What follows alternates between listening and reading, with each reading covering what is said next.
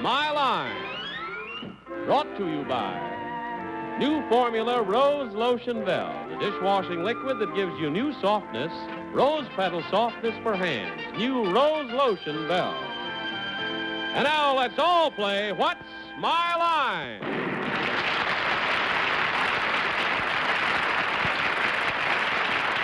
And now from New York, let's meet our What's My Line panel. First, the delightful star of stage and television, Miss Arlene Francis.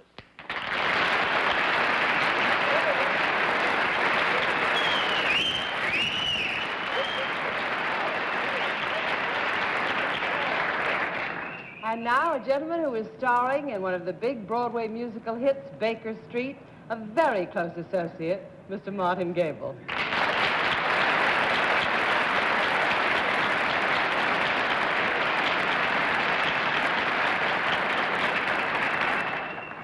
On my left, the girl who can swing for the first time in a while without her sling, Miss Dorothy Kilgallen.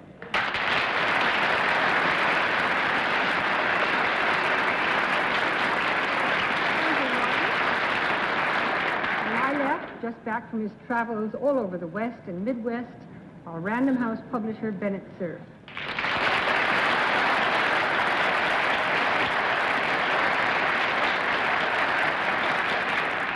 I'd like to tell you what a scoundrel our panel moderator is. I was in Seattle on Friday. I got there about 4 hours after they had a slight earthquake. The tremors were felt, but it was so far down under the earth that not too much damage, fortunately, was done. But when I got to my hotel, the Olympic Hotel in Seattle, I found this telegram from John Daly. I understand tremors were caused by a bevy of beautiful girls mobbing you at the airport. Wire confirmation, John Charles Daly. Well, there was one beautiful girl named Dorothy Beaupre, but she caused tremors with me, but not with the rest of the town. And here is the perpetrator of that telegram, John Charles Daly.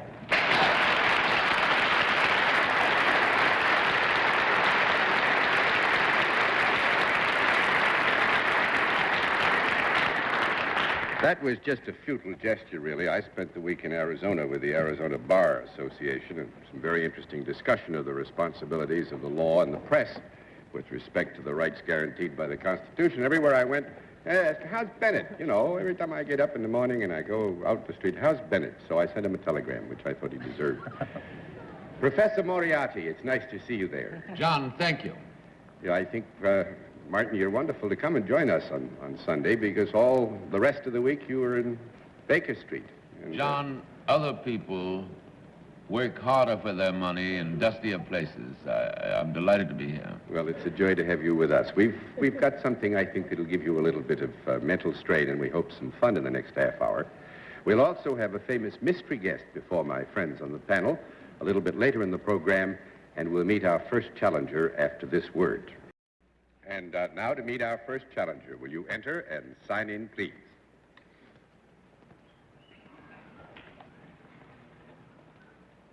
Paula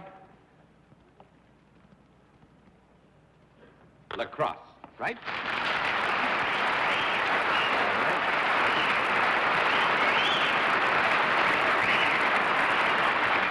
And it's Miss Lacrosse? Yes. And where are you from, Miss Lacrosse? St. Albans, Vermont. St. Albans, Vermont.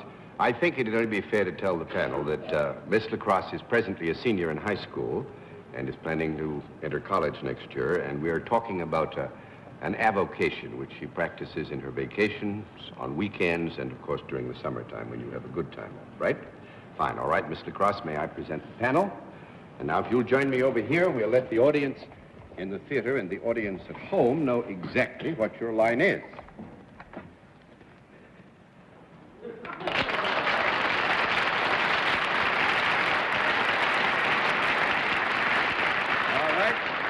Panel, we can tell you that Miss Lacrosse is salaried and deals in a service. And I think we'll begin things with Professor Moriarty. Thank you, John. Miss Lacrosse, is your avocation something which is not seasonal? Yes. Is it something that in any way does good? Even in the loosest sense. I would say in the very broad sense that one of the results which Miss LaCrosse would hope to achieve is that those who had reason to use the service would be pleased and content and happy that they had done so. Could I earn a living at your service, Miss LaCrosse? You could, yeah. It requires muscle, I suppose. No. That is a no. It doesn't require muscle. That's 1 down and 9 to go, Miss Kilgallen. Miss LaCrosse, do people send for you to perform your service? So then you do not, is it correct to say that you do not go from place to place? Well, I think here we're getting into a confusing area. It is perfectly true that initially in the engagement of the service, there is this contact over the sending for. But it would be as a matter of engagement of the service rather than the service itself. Do people talk to you in the course of getting your service rather than writing in? No. They write into you. That's 2 down and 8 to go, Mr. Cerf. Miss LaCrosse, do you work for a profit-making organization? Yes. Are there in any way, shape, or form animals involved with what you do? No. That's 3 down and 7 to go, Miss Francis. Do you use your mind more than your hands in your work, Miss LaCrosse? Partly. But you can and do use your hands. Yes. Do you handle anything in your job?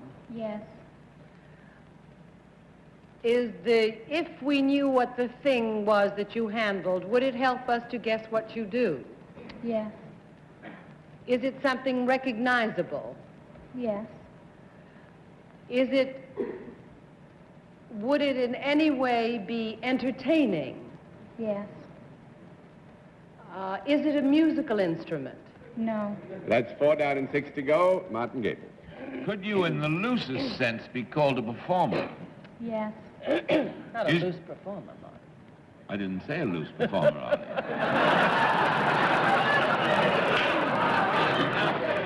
I am the modest, shy, retiring member of our family.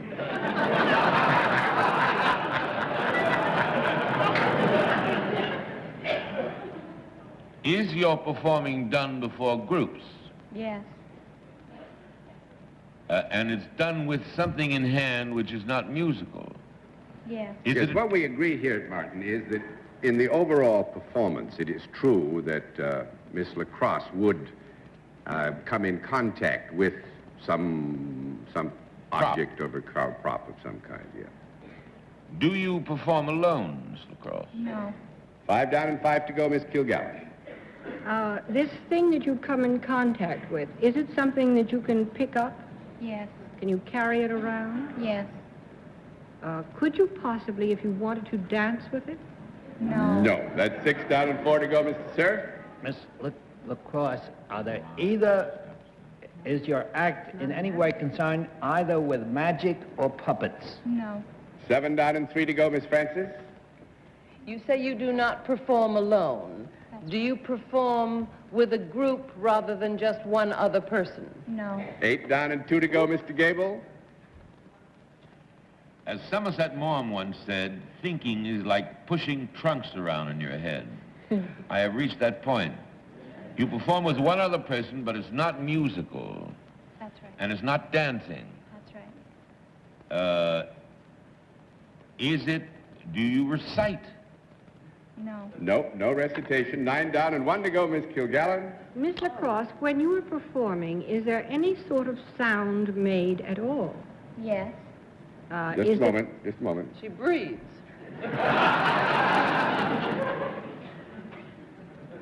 Yeah, there's a sound made, but I would not attach too much performance to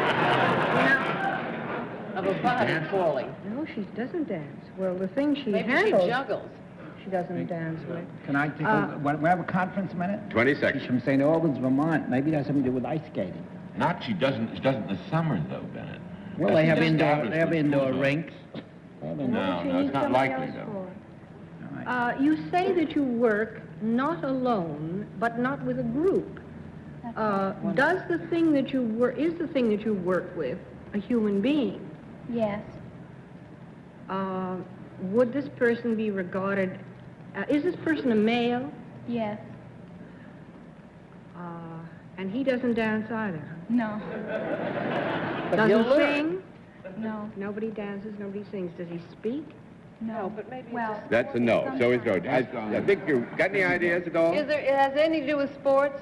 No. No. Actually, Miss Lacrosse is the target in a knife-throwing act.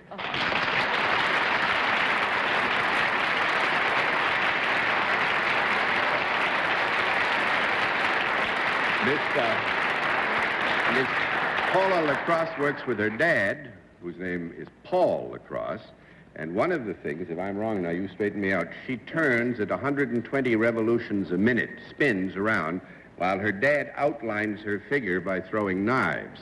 Sometimes he throws them blindfolded. This We'd is a rather girl. not hear anymore, John. Hmm? We'd rather not hear anymore. You'd rather not hear anymore. You and your father love each other, of course.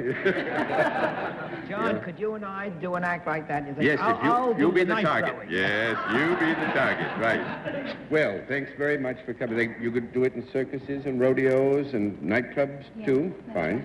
And you're making money for college this That's way. right. Yeah. We hope that you have a very successful college career. What an You should. avocation. What an avocation. And thanks very much, Miss Lacrosse. Nice to have you with us tonight.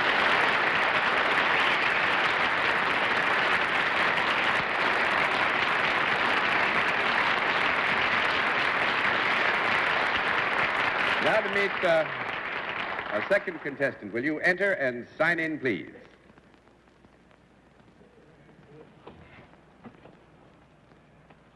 Myron J. Greenfield. Right, sir? All right. Mr. Greenfield, where are you from? Teaneck, New Jersey. Teaneck, New Jersey. Nice to have you with us. May I present the panel, Mr. Greenfield? Now, if you'll join me over here, we'll let the audience in the theater and the audience at home know exactly what your line is.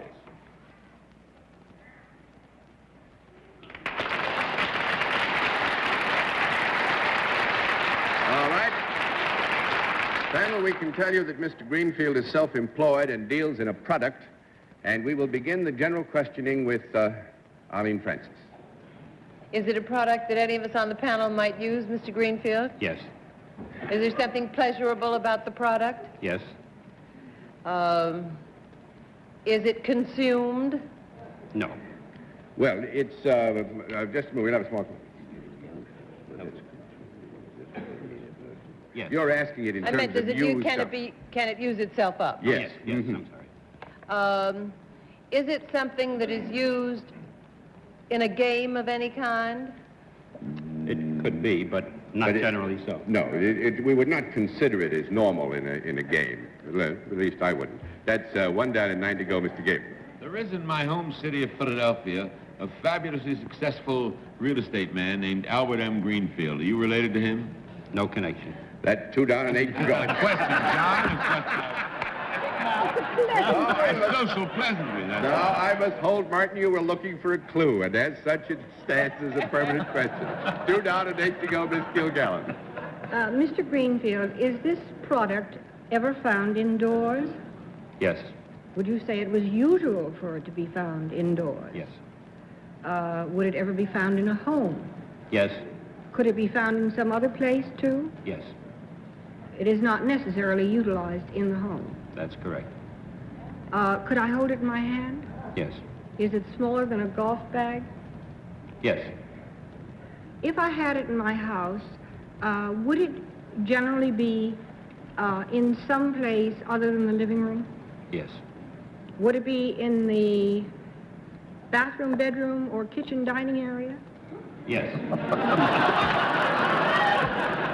What else have you got? Yeah. She goes, doesn't she? Because some people leave stuff in the halls, you know. All right. Is it in the bedroom, bathroom area? Yes. Oh. See, Martin? I admire you, Dorothy. I think you're terrific. Thank you. I think you're terrific, too, Martin. Is it to be found in the bedroom? Not generally. Not generally. You wouldn't just carry it in absent-mindedly? The pleasurable thing in the bathroom. Absent-mindedly, you might, but we would not normally expect that that would be its repository. So we'll give you a no. That's 3 down and 7 to go, Mr. Cerf. Greenfield, Dorothy has more or less reduced it down to possible use in the bathroom. Would it be found inside the medicine chest of the bathroom and sometimes? It could be. It's small enough for that. It could be. It could be kept here. There. Is it ever applied in any way to the human body? In a way. In a manner of speaking, we would agree that there is a sense of application. Is it solid, Mr. Greenfield? It can be. Or it can It also, sometimes is. it can also be liquid? Yes. Is it used in any kind of medication or beautifying? No. That makes it 4 down and 6 to go, Miss Francis. But the most important place for it to be would be in the bathroom. Is that Yes. correct? Conference. Do you have a conference? 20 seconds for a conference. No, darling, yes. Well, I thought it might be something that you put in the tub when you were taking a bath, which could be liquid or Solid. salts, you know, salts or liquid, some sort of a scent for the bathtub. That may be very right. And even if that isn't your product, it's just nice for us to think about. Do you have something to do with something that is used in the bath? Yes. Is it what Dorothy suggests? Perhaps something to make the bath bubbly or pleasant or scented? I think we have to agree. Bubble bath is right.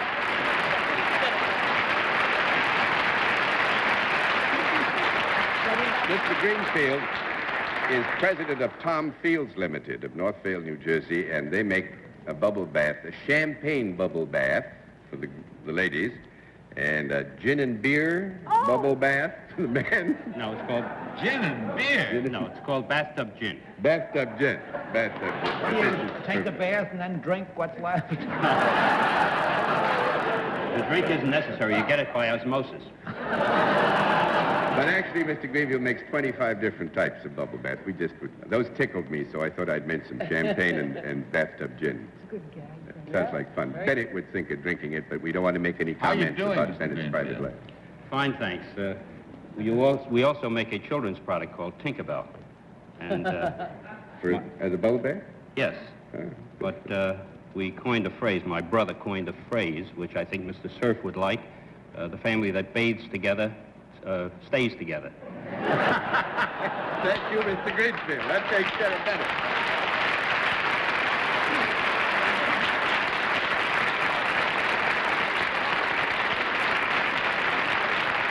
We'll meet tonight's mystery guest in just a moment.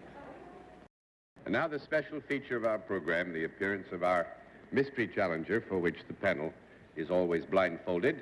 Are the blindfolds all in place, panel? Yes, sir. You ready? Will you enter mystery challenger and sign in, please?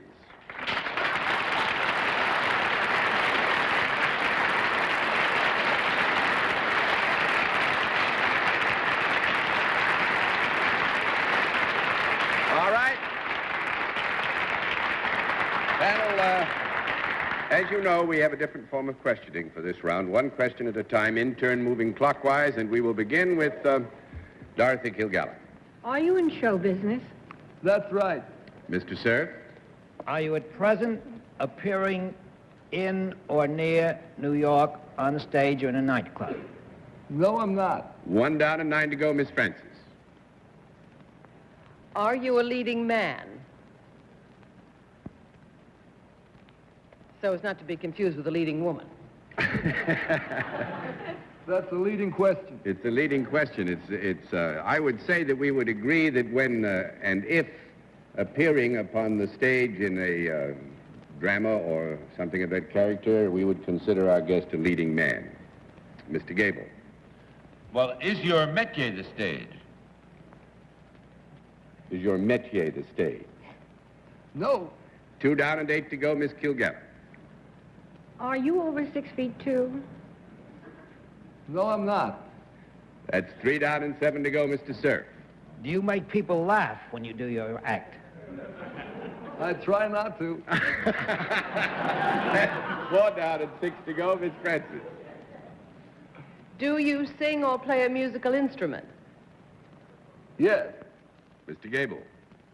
Are you in the movies? No. 5 down and 5 to go, Miss Kilgallen. Do you sing and play a musical instrument? Rarely. That's a qualified no. 6 down and 4 to go, Mr. Cerf. John, may we ask which part is rare? No, that would tell too much. You have to go fishing for that. Mr. Cerf? Does the instrument you play have strings? Well, there's a basically wrong assumption there. Do you want to say it? Well, you said he played in, what? The question was, do you sing and play an instrument? And the answer Well, was if he plays rarely. an instrument, I ask if that instrument that he plays has strings. Has springs? Yes. Springs or strings? Strings. Yes. Miss Francis? Is, however, the instrument that you play upon mostly your vocal box? Yes. How about Mr. that? Gabel? Are you employed at the present time? Yes, tonight, yes. Miss Kilgallen? Are you famous for your records? I will answer that, yes, Mr. Cerf. Do you ever sing any of this rock and roll, downtown sort of music? Downtown. Yeah, downtown, da-da-da-da-da-da-da-da-da. That's uptown. That's downtown. Very rarely. Miss Francis? Yeah. The way Bennett sang that, I think it was Crosstown. Are you primarily, then, a ballad singer? Yes. Mr. Gabel? Are you Tony Bennett? No, I'm not. 7 down and 3 to go, Miss Kilgallen. Do you now, or have you ever had a regular television show of your own? No, I never have. 8 down and 2 to go, That's Mr. bad Cerf. kid. Have you got a mother and father who are also very famous in show business? Yes. Alan Jones. Jack Jones? Jack Jones. Right.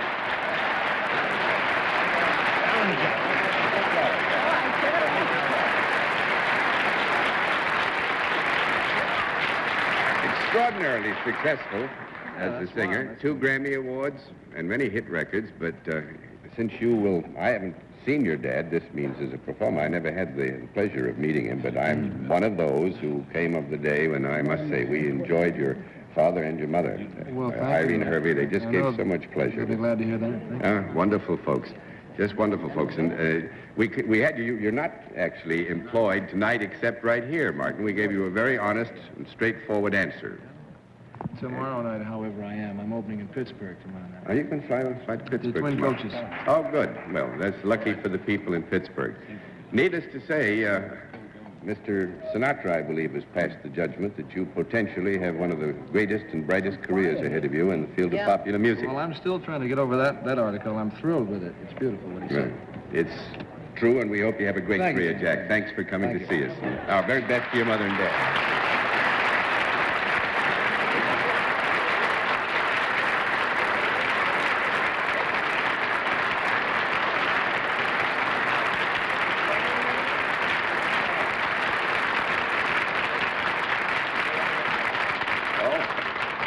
We have a small problem over here that Bennett will Small take. fire here. Well, wait just a minute.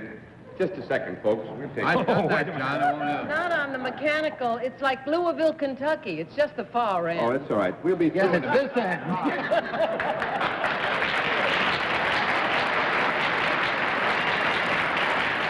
Panel, you're very good. The best firefighters I ever saw. You get some congratulations, and we'll all be back after this word. If nothing else will teach Bennett that he can't sing, that little fire over in the microphone ought to have done the trick, I would think. Martin, once again, a joy to have you with us. Hope you come back real soon. Pleasure to be here. Good night, Miss Arlene Francis. Good Mrs. night, Gabel. my dear John. Good night for now, Martin. See you later. Good night, Dorothy. Nice seeing you. Good night, Martin. Good night, Bennett. Gee, you're hot stuff. Yeah. It was nice of Arlene to say the fire's at the other end, the end we're at. Good night, John. Good night, Bennett. And thanks to all of you for being with us on What's My Line. What's My Line is a CBS television network production in association with Mark Goodson and Bill Todman. This is Johnny Olson speaking. The mentally ill need treatment. They need sympathy, concern, continued care. Your Mental Health Association helps the mentally ill. Support its work and give generously.